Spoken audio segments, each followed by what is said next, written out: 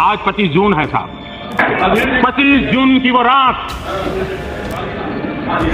देश की आत्मा को कुचल दिया गया था। इंदिरा गांधी जी ने इमरजेंसी लगाई थी और इंदिरा गांधी जी ने बिल्कुल माना कि इमरजेंसी गलती, और मैं भी यहाँ कहता हूँ कि इमरजेंसी गलती थी। और बताइए दोस्तों, नमस्कार। आलोक त्रिपाठी शो में आपका बहुत बहुत स्वागत है। भारत की राजनीति में हर पॉलिटिकल पार्टी की अपनी आइडियोलॉजी होती है। उसी आइडियोलॉजी के आधार पर वो समाज को बेहतर बनाने का सपना देखती है। सबके अपने चश्मे होते हैं, उसी चश्मे में समाज को देखते हैं। बीजेपी और आरएसएस का एक ही चश्मा है, या यूं कहें कि बीजेपी अपने पितृ संगठन यानी मदरली ऑर्गेनाइजेशन आरएसएस से अपनी आइडियोलॉजी को अडॉप्ट करता है। आरएसएस की आइडियोलॉजी, आरएसएस की विचारधारा ही बीजेपी की विचारधारा है। लेकिन इतिहास का एक ऐसा भी पन्ना है जहां बीजेपी और आरएसएस दो राह पर खड़े नजर आते हैं। आरएसएस इस बिंदु पर कुछ और सोचता है, बीजेपी कुछ और सोचती है। आखिर इतिहास का कौन सा पन्ना है, आज के वीडियो में समझने की कोशिश करेंगे और यह भी समझेंगे कि क्या बीजेपी की अपनी इंटरनल पॉलिटिक्स, अपनी चालाकी, संसदीय राजनीति में आगे बढ़ने की लालसा इस तरह के दोहरे स्टैंड के लिए जिम्मेदार है या कुछ अन्य वजह है। आइए शुरू करते हैं। दोस्तों, भारत की भूतपूर्व प्रधानमंत्री इंदिरा गांधी ने 1975 में इमरजेंसी इस देश पर इंपोज की। भारत के लोकतंत्र का काला अध्याय कहा जाता है और भारत के प्रधानमंत्री नरेंद्र मोदी इस बात को बहुत ज्यादा आलोचना के दृष्टिकोण से देखते हैं। यहां तक कि पिछले संसद सत्र में बीजेपी ने इसको ब्लैक डे घोषित कर दिया था। लेकिन क्या आपको जानकारी है कि इमरजेंसी का सपोर्ट किया था आरएसएस ने? क्या आपको पता है कि आरएसएस के तत्कालीन सरसंघचालक ने इंदिरा गांधी को कई चिट्ठी लिखी थी और कहा था कि आरएसएस इमरजेंसी में इंदिरा गांधी के साथ है? आपकी आंखें खुली रह गई ना, लेकिन ये सच है। आज के वीडियो में मैं आपको प्रूफ सहित बताऊंगा कि आरएसएस का स्टैंड क्या है, आरएसएस ने कैसे इमरजेंसी को सपोर्ट किया और नरेंद्र मोदी खुद अपने ही पितृ संगठन के खिलाफ नजर आते हैं इंटरनल पॉलिटिक्स और वोट बैंक की राजनीति के लिए। जय हिंद। आपसे मैं एक खतरे के समय बोल रही हूँ। कुछ ही घंटे पहले करीब 5:30 बजे शाम के 3 दिसंबर को पाकिस्तान ने हमारे ऊपर एक हमला किया। दोस्तों, 25 जून 1975 को इंदिरा गांधी ने आपातकाल की घोषणा की थी। आपातकाल एक ऐसा समय था जहां विपक्षी नेताओं को जेल भेज दिया गया, मीडिया में सेंसरशिप लागू कर दी गई, मीडिया में कोई अखबार अपने मन से कुछ लिख नहीं सकता था, विपक्षी नेता भागे भागे फिर रहे थे, कुछ जेल चले गए थे। इसी दौरान एक किताब का जिक्र होता है। किताब लिखी थी मार्जिया कोसलारी ने और किताब का नाम होता है Hindutva's foreign tie up in 1930s। इसमें वो कहते हैं कि आरएसएस ने शुरू में इमरजेंसी पर कोई रुख अख्तियार नहीं किया। आरएसएस ने अपने आप को न्यूट्रल रखा और धीरे धीरे इंदिरा गांधी के पाले में चला गया। आरएसएस ने इंदिरा गांधी के इस स्टैंड को समर्थन किया। ये मैं नहीं कह रहा हूं, ये हिस्टोरियन मार्जिया कोसलारी और उनकी book Hindutva's foreign tie up in 1930s कह रही है।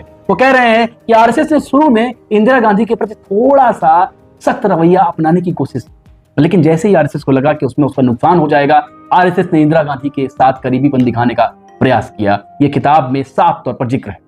पॉलिटिकल साइंटिस्ट, बहुत मशहूर लेखक क्रिस्टोफ जेफ्रॉट अपनी किताब the Hindu nationalist movement and Indian politics में लिखते हैं कि आरएसएस की लीडरशिप, आरएसएस के उस समय चीफ थे बाला साहेब देवरास।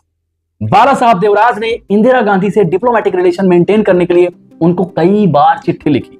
देवराज चाहते थे कि इंदिरा गांधी से उनका संबंध हो, संबंध का मेरा मतलब डिप्लोमेटिक रिलेशन हो, और देवराज ने बहुत प्रयास करके इंदिरा गांधी से डिप्लोमेटिक रिलेशन को मेंटेन करने का प्रयास किया। ये मैं नहीं कह रहा हूं, ये पॉलिटिकल साइंटिस्ट क्रिस्टोफ जेफ्रॉट अपनी किताब the Hindu nationalist movement and Indian politics में साफ तौर पर लिख रहे हैं।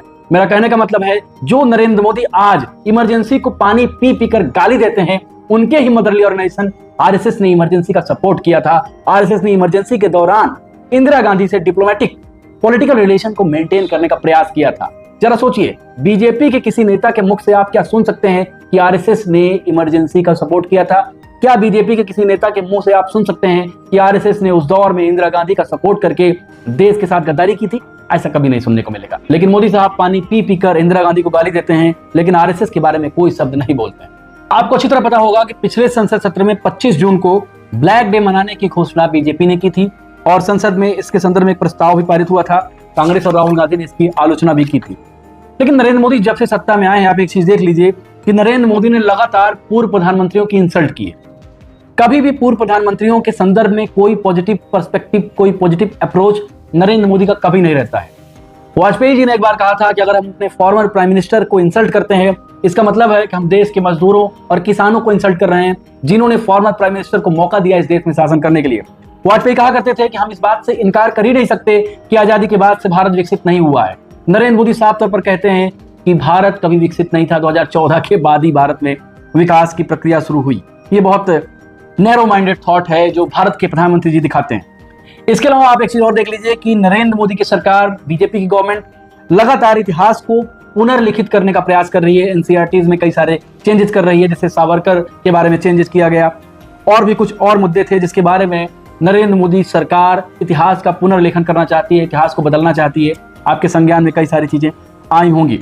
इसके अलावा नरेंद्र मोदी पोलराइजिंग कैंपेन करते हैं, देश की जनता को विभाजित करने का प्रयास करते हैं। इसमें योगी का नारा कटेंगे बटेंगे आरएसएस का नारा है, नरेंद्र मोदी एक रहेंगे सेफ रहेंगे। राहुल गांधी ने सेफ की परिभाषा दी, सेफ मतलब अलमारी, अलमारी में नरेंद्र मोदी अडानी को बचाने का प्रयास कर रहे हैं। एक है तो सेफ है, एक है तो सेफ है। हाँ, ये देखिए, ये है नरेंद्र मोदी जी का एक है तो सेफ है। ये देखिए, एक है तो सेफ है, एक है तो सेफ है। ये नरेंद्र मोदी जी की महाराष्ट्र सरकार की स्ट्रेटेजी है, हम आपको ये दिखाना चाह रहे हैं। ये सारे कैंपेन ये जाहिर करते हैं कि बीजेपी की पॉलिटिक्स डिविजिव पॉलिटिक्स है, which is very harmful for the harmony of this country. एक बात और है। दूसरी बात, 1984 के सिख दंगे में आपने देखा होगा कि आरएसएस का जो रोल था वो बहुत कंट्रोवर्शियल था। आरएसएस ने उस पर भी उस दौरान कोई बहुत तल्ख टिप्पणी नहीं की थी, इसके बारे में भी लोग चर्चा नहीं करते हैं। 1975 में इमरजेंसी में भी आरएसएस का रोल जो था, इमरजेंसी में तो आरएसएस ने इंदिरा गांधी का समर्थन किया था, उसके बारे में भी कोई चर्चा नहीं मिलती है। मैं बार बार आपको एक बात कहता हूं, मैं जो भी बात कहता हूं उसके अपने लिटरेरी सोर्सेज होते हैं। जैसे अगर मैं कोई रेफरेंस दे रहा हूं तो उसमें 3 किताबों का रेफरेंस आपको दे देता हूं जो आपके लिए महत्वपूर्ण होंगी। पहली किताब है मार्जिया कैशलोरी की, इस किताब का नाम है Hindutva's foreign tie up in 1930s। और फिर दूसरी किताब है क्रिस्टोफ जैफ्रॉट की, किताब का नाम है the Hindu nationalist movement and Indian politics. और तीसरी किताब है इंडिया आफ्टर नेहरू। चौथी किताब है इंडिया आफ्टर गांधी। 5वीं किताब है बीपी मेनन की the integration of princely states. इन सभी किताबों के माध्यम से अगर आप आरएसएस की भूमिका का निरीक्षण परीक्षण करेंगे तो आरएसएस की भूमिका बहुत संदेहास्पद नजर आएगी।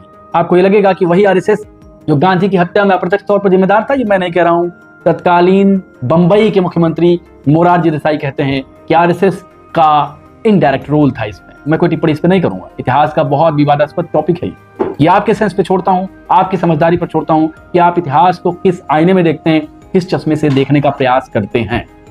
लेकिन जब जब इंदिरा गांधी की आलोचना की जाएगी, जब जब इंदिरा गांधी को पानी पीकर गाली दी जाएगी, 1971 का इंसिडेंट भी आप याद कर लीजिए, अमेरिका के साथ भारत का मतभेद भी याद कर लीजिए, सोवियत यूनियन और इंदिरा गांधी के बीच ट्रीटी भी याद कर लीजिए जिसके दम पर आज मोदी जी पुतिन से गले मिलते हैं, हंसते हैं। इंडिया रसिया फ्रेंडशिप ट्रीटी, या यूं कहें India Soviet union friendship treaty which was signed in 1971। जब अमेरिका का निक्सन आंखें तरेर रहा था इंदिरा के सामने, तब इंदिरा ने सोवियत यूनियन से समझौता किया और Soviet union was the power जिसने भारत को सिक्योर किया, भारत को सुरक्षित करने के लिए कई बार यूएन में वीटो तक लगाया। इसीलिए मैं कहता हूं इतिहास के पन्ने को समझने के लिए ऑथेंटिक साक्ष्य, समझदारी वाली किताबें पढ़ना बहुत जरूरी है। व्हाट्सएप यूनिवर्सिटी से काम चलने वाला नहीं है। अगर आप इंदिरा की आलोचना इमरजेंसी के लिए करते हैं तो आप आरएसएस की भी आलोचना करिए, बहुत जरूरी है, क्योंकि आरएसएस ने इंदिरा गांधी का समर्थन किया था। आपको ये वीडियो कैसा लगा कमेंट जरूर करें, लाइक करें, वीडियो को शेयर करें ताकि बहुत दूर तक आगे तक मेरी आवाज जा पाए और इस तरह के ऐतिहासिक अन्वेषण की वीडियो और ज्यादा मैं आपके समक्ष ला सकूं। नमस्कार।